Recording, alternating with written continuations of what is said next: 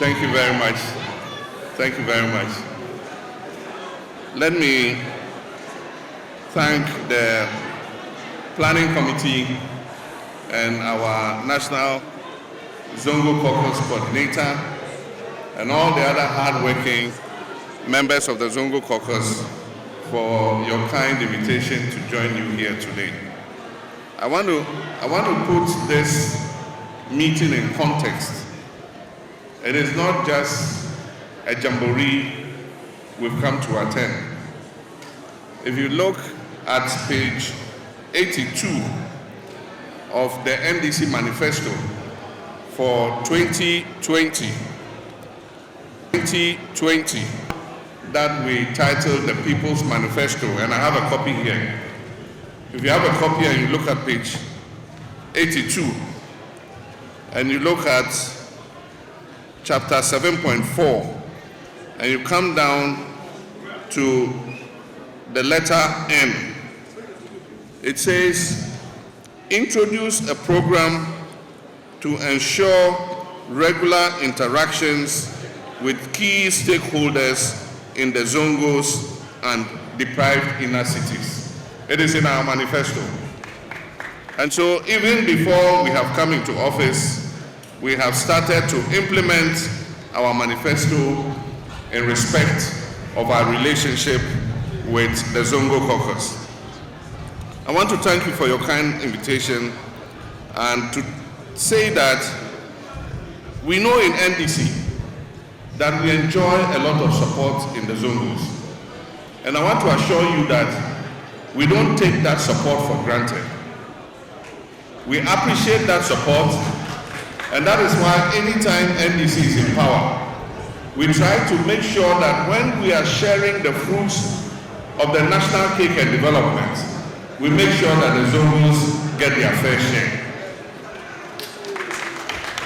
I remember when I was president, we were going to do roads in the Ashanti region. And we realized that a lot of the roads that we were going to do, the Zongos had been left out. And so we called the engineers and said, I mean, these are deprived communities. They also deserve a fair share of these roads.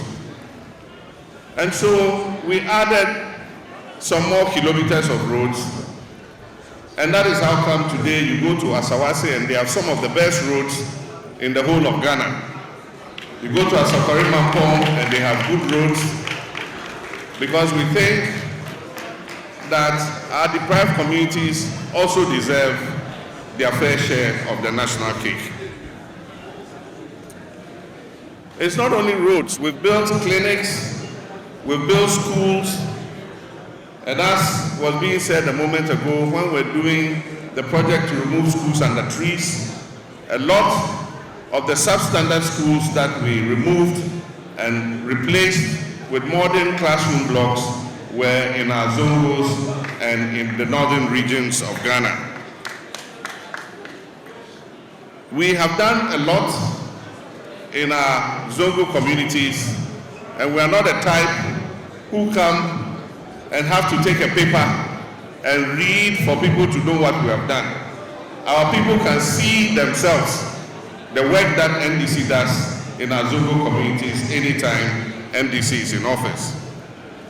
I don't need to go over that again. There are several projects we're doing that have been abandoned. When we were sharing the E-blocks, several of them were allocated to Zongo and Muslim communities. Many of those schools have been abandoned. And I've made a promise that when we come, we're going to continue all the abandoned projects.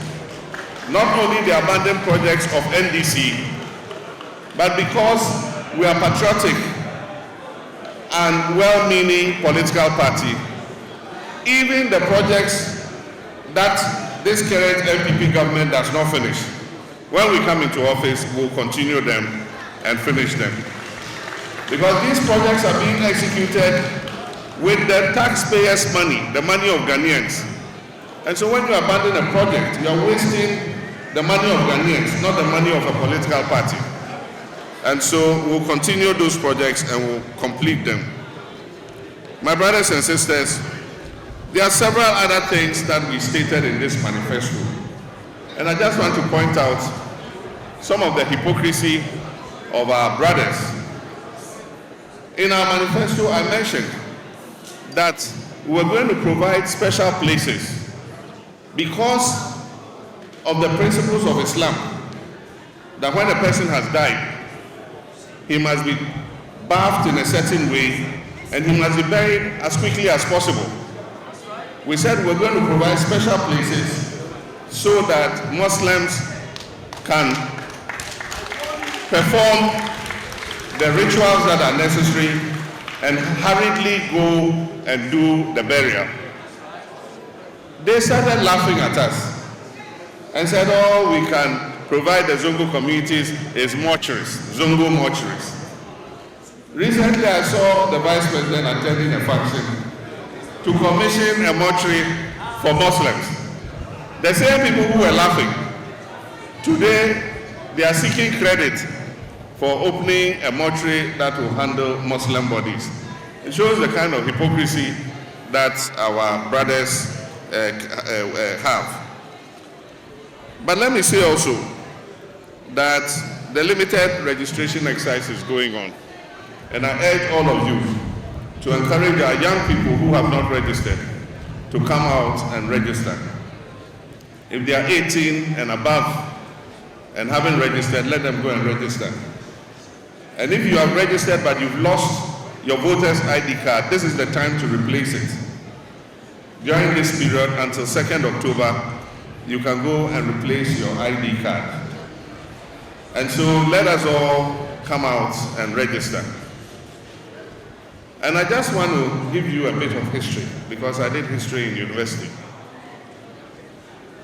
The trans-Saharan trade, that's the trade between the west coast of Africa and North Africa and beyond, started in the 5th century. By the 14th century, there was a big trade taking place between West Africa and the trans-Saharan areas, in gold, in cola nuts, in perfumes, and other products. This trade was handled by some of our brethren.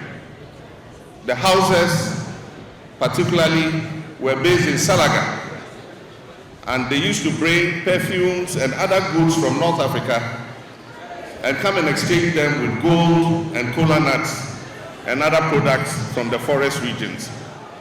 At that time, there was no country called Ghana.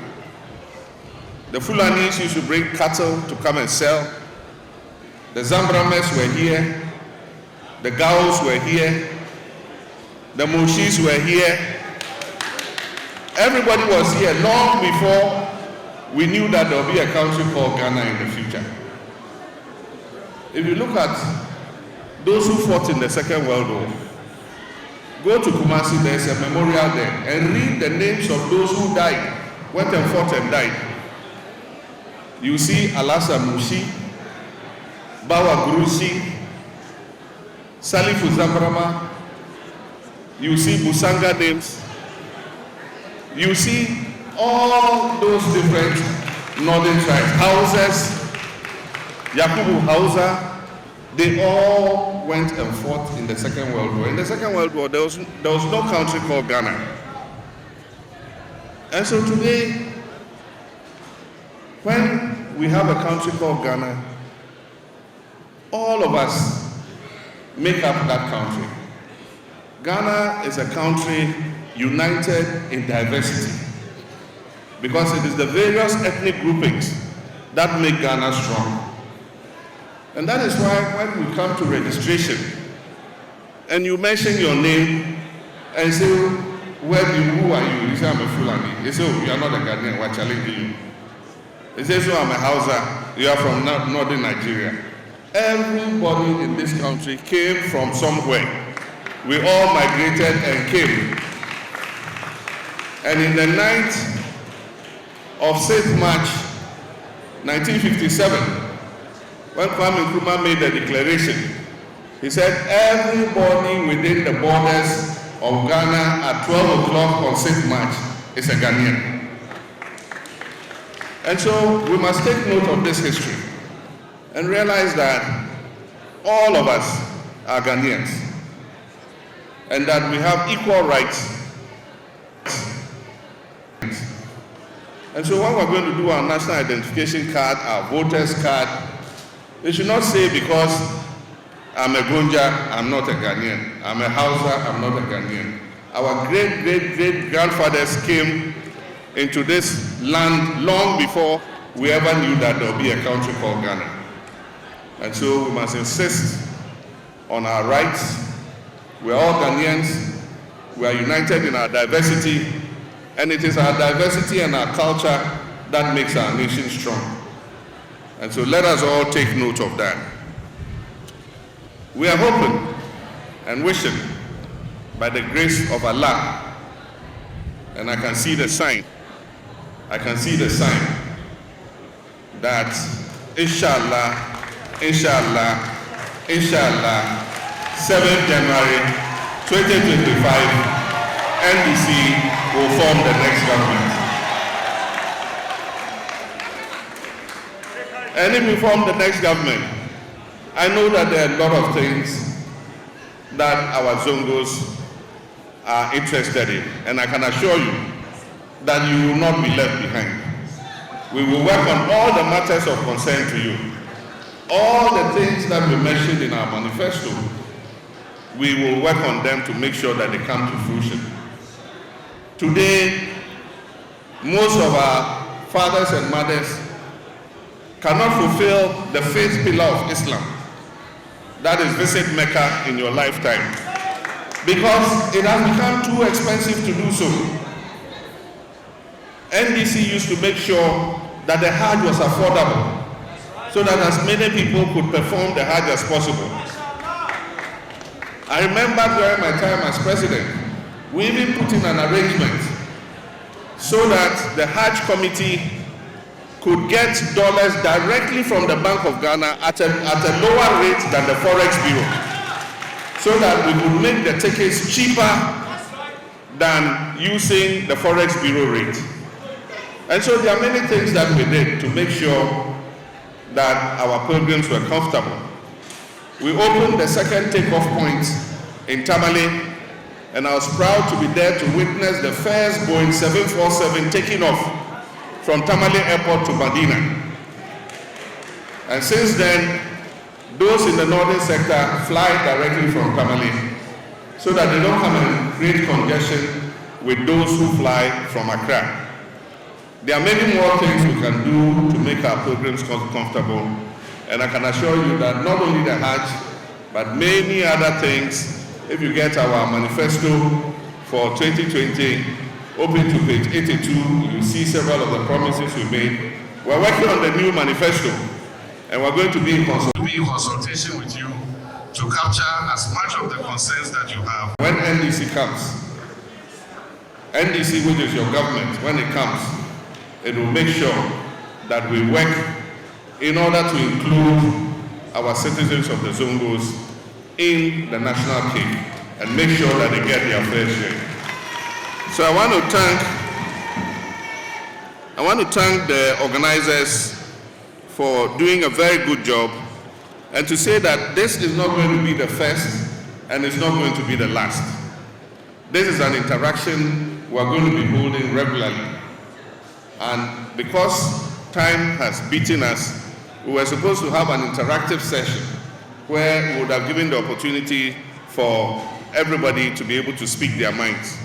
Unfortunately, because of time, we are not able to do so. But I can assure you that at the next stakeholders conference, we will have the opportunity to interact. And I can assure you that inshallah, when I become president, I will come to this stakeholders conference. I will come to this stakeholders conference, and any issues of concern that we have in the Zongo community, I'll be here with our ministers and we will address those concerns. I thank you very much. Allah bless all of us. Thank you.